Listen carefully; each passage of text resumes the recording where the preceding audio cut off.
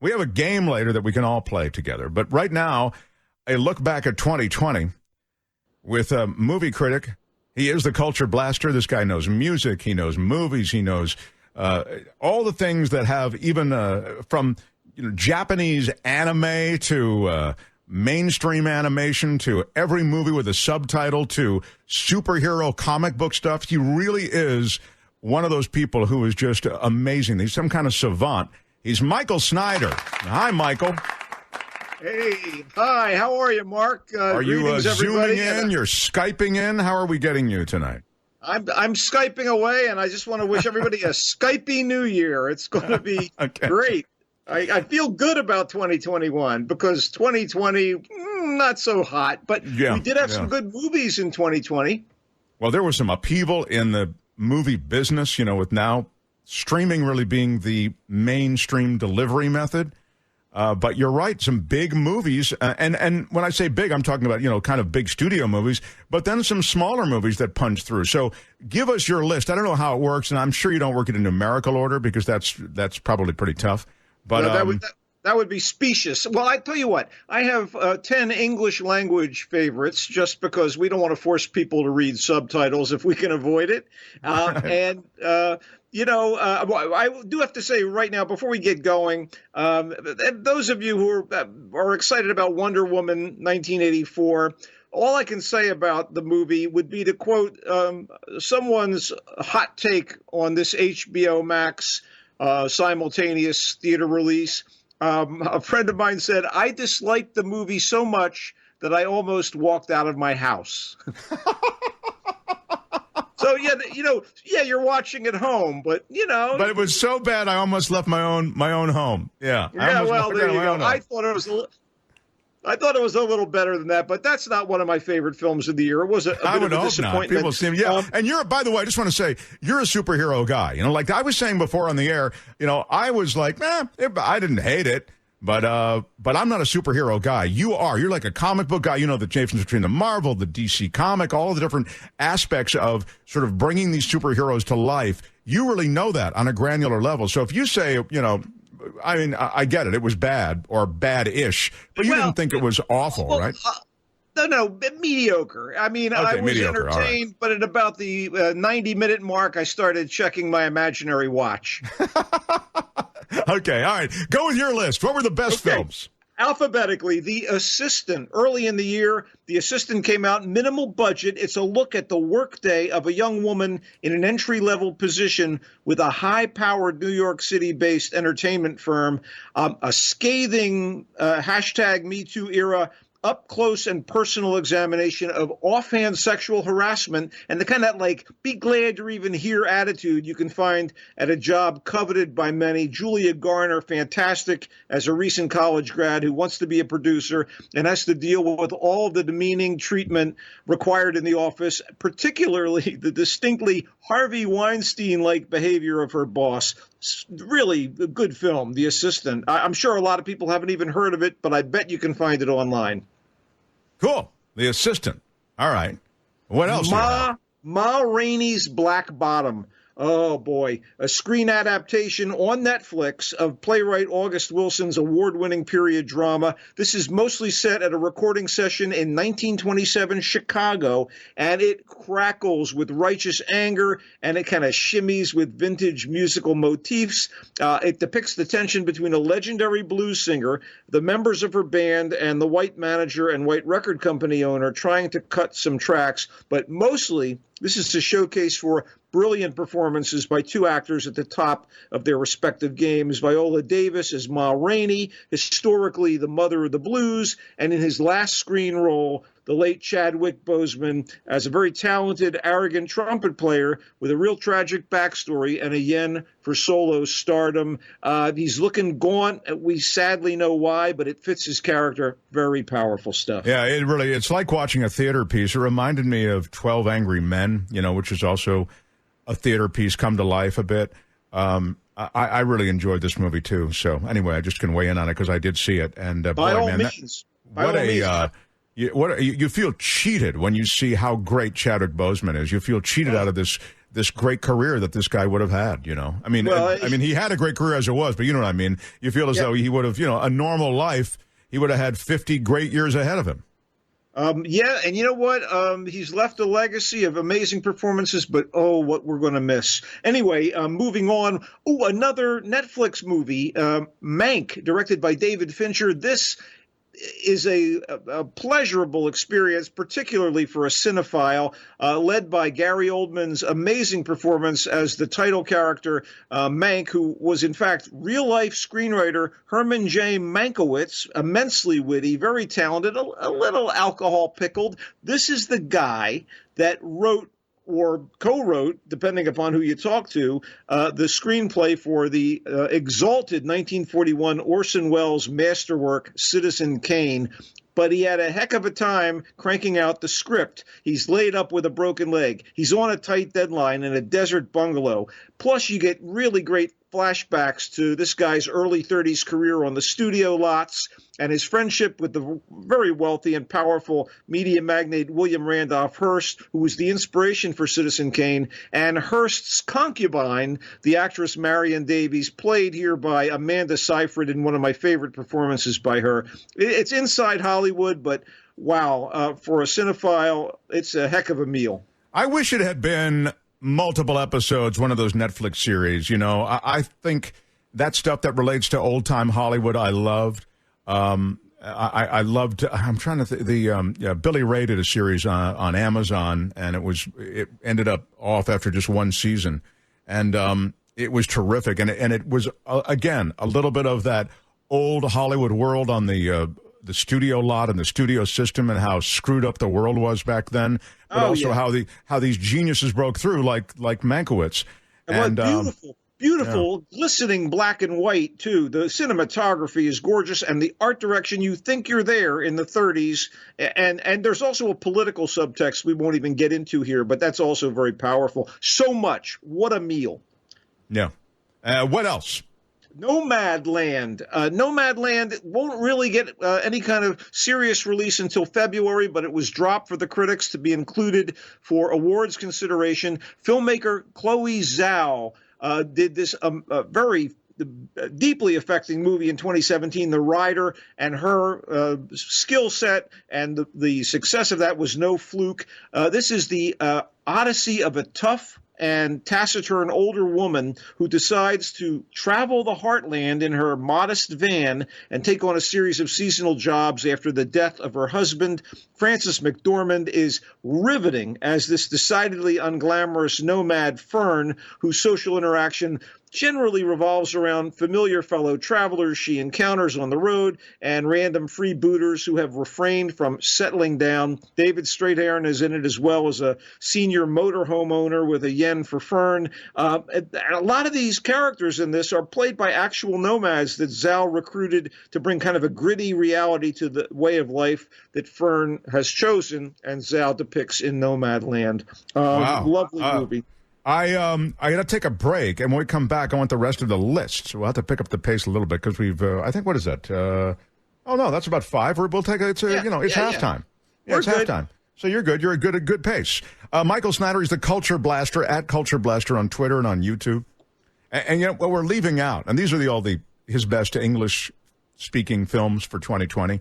We're leaving out is Michael is this, you know, you're one of these guys, I don't understand you. I know, I got to take a break, but you're just like this super sophisticated, or you're like a comic book nerd.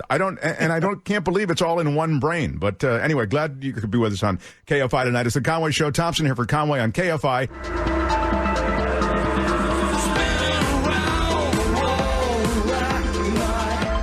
It's the Conway Show on KFI AM 640. Heard everywhere on the big iHeartRadio app, wherever you are in this great land.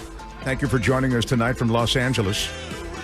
I'm Mark Thompson filling in for Tim. Tim's back on Monday. We're talking to Michael Snyder. He's also known as the Culture Blaster on Twitter and on YouTube. And really, I was saying before the break, Michael, you're one of those people who, you know, every comic book character, every superhero, you know, every obscure Japanese film.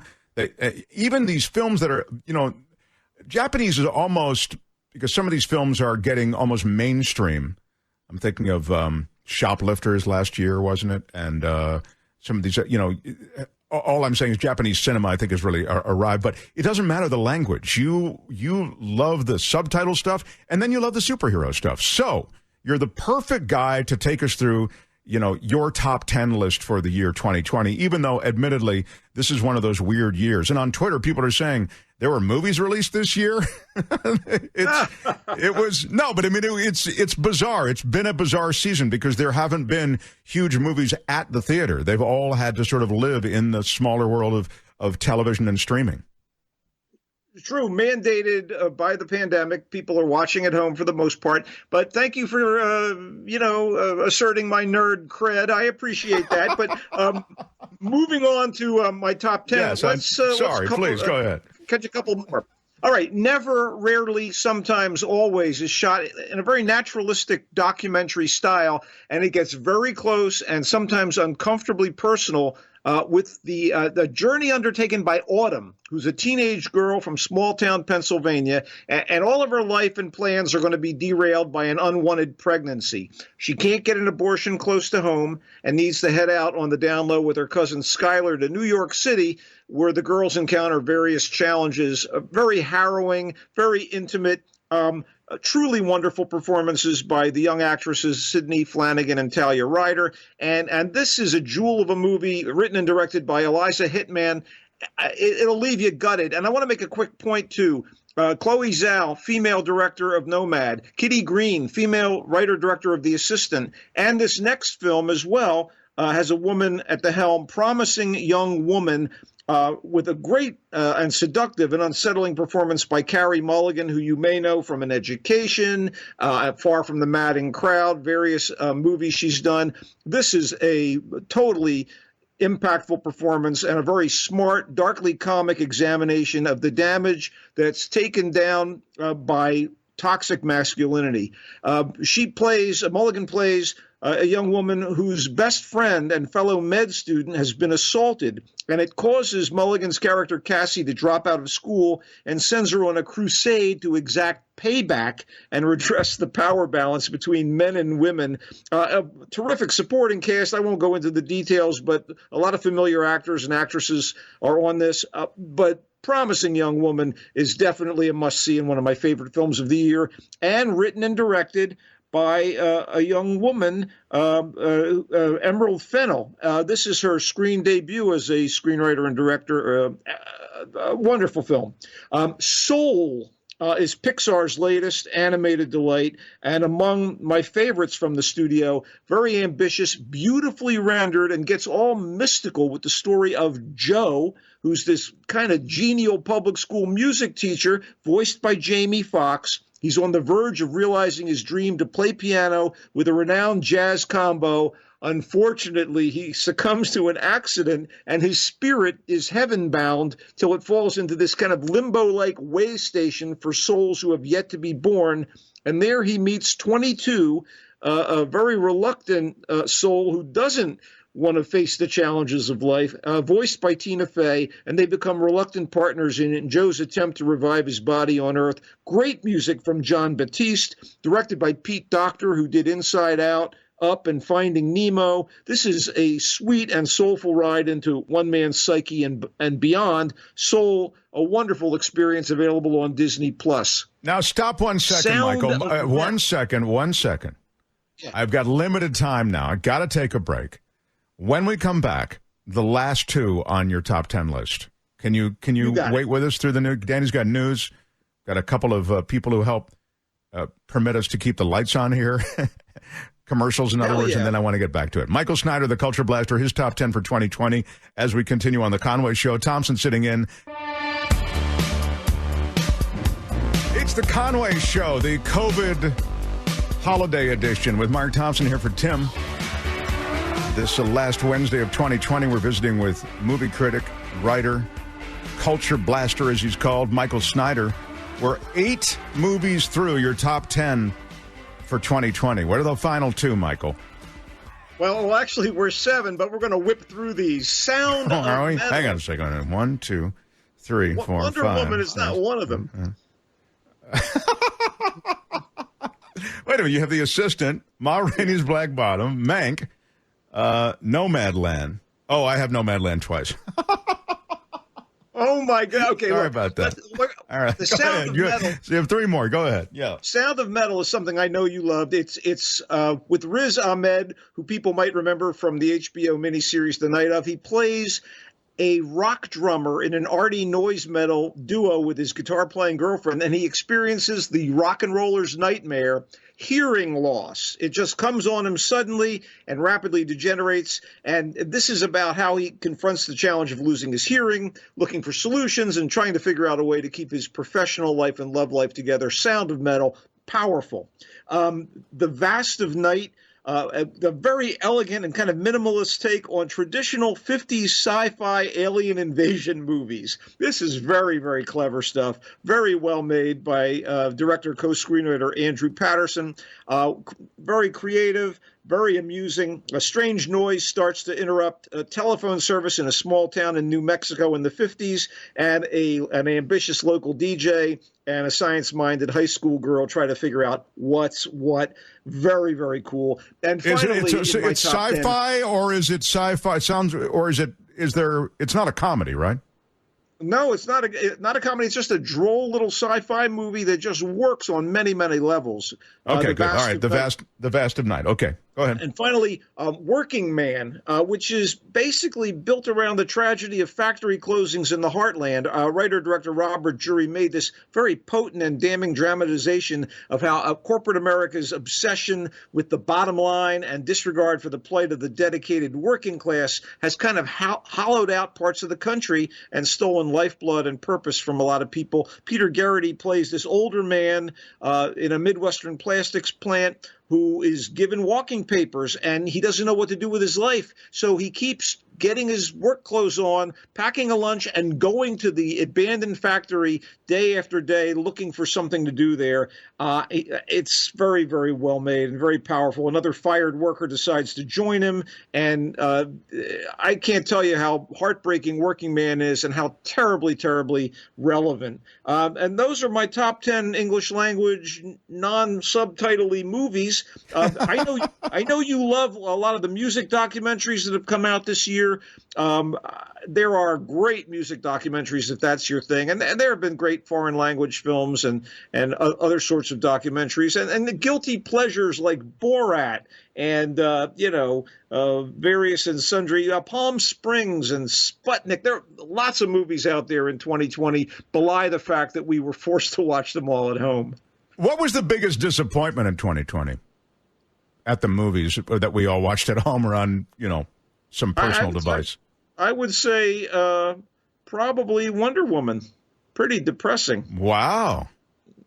Well, maybe not. I don't know. I'll tell you what. We're at home. We can turn them off and walk away. How problematic could it be if you get a bad movie at the house? I'm going to jump in it's here. True. With Wonder Woman, where was all the 80s music? You'd think that it would just be full of it, and there wasn't any. Yeah, that's a great point. That's very astute. I also, one of the two villains, or I would call them antagonists in the film, played by Kristen Wiig, starts out as like one of her characters from SNL. It's like Aunt Linda from SNL, and then she turns into the vile cheetah with half-ass, pardon the expression, CGI and makeup that didn't really impress me. I'll tell you what. They could have made a good film here, and they just sort of flubbed it. It just doesn't really hold up. Plot holes galore. Some lovely moments with Gal Gadot as Wonder Woman. She was born to play the role. Chris Pine is her love interest, but even that was a wonky plot thing. I'll tell you what. You know what I was disappointed by? Tenet. Thank you. I was going to say it. I'm thinking you weren't. I didn't see it, but I mean, it just seems as though it was a giant anticipated film, and then it just got nothing. It was just one big meh. Yeah, that was more disappointing than Wonder Woman because, you're just expecting color and fun from a superhero movie. In the case of Tenet, you wanted something thought-provoking, and basically it was kind of navel-gazing pretension on a lot of levels. And even worse, it didn't explain its weird science fiction premise in any satisfactory way. It's a time travel thing. It's an espionage thing. It seems like something I would love, and I was left cold by Tenet. So maybe that's the biggest disappointment, because they spent a lot of money on both that and Wonder Woman. And if there was a bigger disappointment than those two, it would be the disappointment of not being able to see No Time to Die, the new James Bond film this year, because couldn't agree more. Yeah. They're holding it for next year. Yeah. And, Christopher Nolan, who did Tenet, and that's that big movie that Michael's talking about, he was saying, I'm going to hold Tenet until the theaters reopen. And then he realized, wait, the theaters aren't reopening. We better just get it out there. Isn't that kind of what happened? Yeah, basically. And I think he was pushed in a large manner by the studios, who wanted to, like in the case of Wonder Woman, okay, Hamilton was meant for a theatrical release, if I'm not mistaken, and they brought it to Disney Plus, and it was a wonderful filmed version of the Broadway smash about Alexander Hamilton, done in kind of hip-hop rhythms. There are things that they just felt they're cutting their losses. Mulan, straight to Disney Plus. Soul would be so beautiful to see on the widescreen in a movie theater, but they said at Disney HQ, let's get this baby out. Let's do it now. And look, the last thing I would say about that strategy is that it's led to record downloads and record subscriptions to some of these streaming services to which you refer, like Disney Plus. Disney Plus, really on the back of Hamilton, I think they boosted that platform to another level. And now, these other films come out too, and they sort of keep those platforms alive. But I'm just saying, it's not as though there wasn't any money in it for these studios. It wasn't just cutting their losses. Those films that you mentioned actually helped bring eyeballs to the set. Very true. Again, in reflection on my top 10, a lot of women filmmakers getting their chance in the spotlight, and it's all for the better in that regard. And some of these were little films, but I do recommend that people seek them out, because they are powerful in many cases and thoroughly I'm now going to run down the list, and then we are done, Michael Snyder. Thank you. You've been very generous. The Assistant, Ma Rainey's Black Bottom. Please correct me as I make mistakes occasionally. Mank, Nomadland, Never, Rarely, Sometimes, Always, Promising Young Woman, Soul, Sound of Metal, The Vast of Night, and Working Man. I want to say... You nailed it, buddy. Happy New Year to you, Michael. Thank you. Generous with your time. We appreciate you joining us tonight on KFI. Michael Snyder, everyone. The Culture Blaster.